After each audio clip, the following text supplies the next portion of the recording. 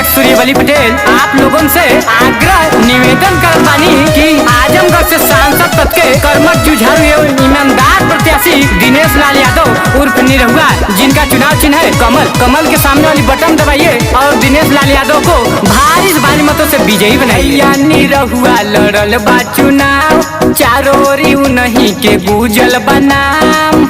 ए चाचा ए चाची, भैया निरहुआ लड़ल बा चुनाव, चारों ओरी उन्हीं के गुजल बनाम। सुना चाचा चाची सबके प्यार चाहिए, हाथ जोड़ के कहिले सबके प्यार चाहिए। आजमगढ़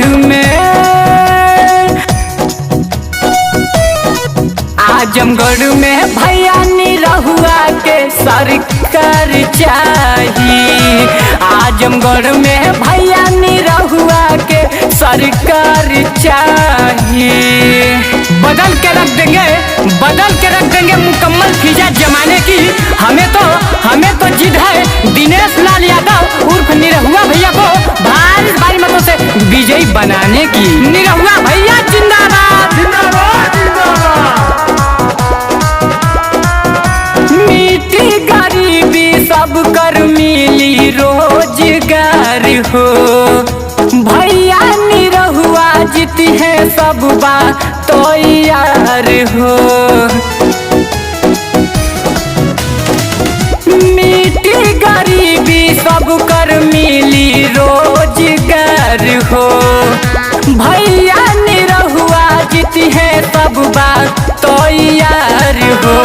हमके बीजेपी के झंडा बरकरार चाहिए, हमके बीजेपी के झंडा बरकरार चाहिए। आजमगढ़ में चाचा ए चाची सुनो ना, आजमगढ़ में भैया निरहुआ के सरकार चाहिए।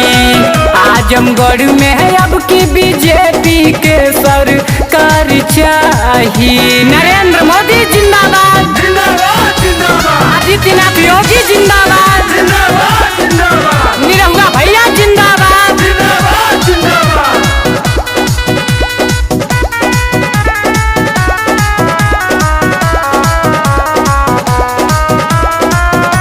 देखो विरोधियन के होई अब की हार हो, भैया निरहुआ जीत है बाटे सब तैयार हो।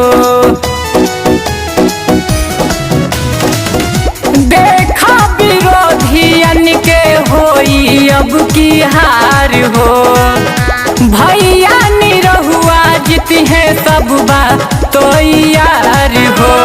घर घर में हो भैया अब विकास चाहिए, घर घर में हो भैया अब विकास चाहिए। आजमगढ़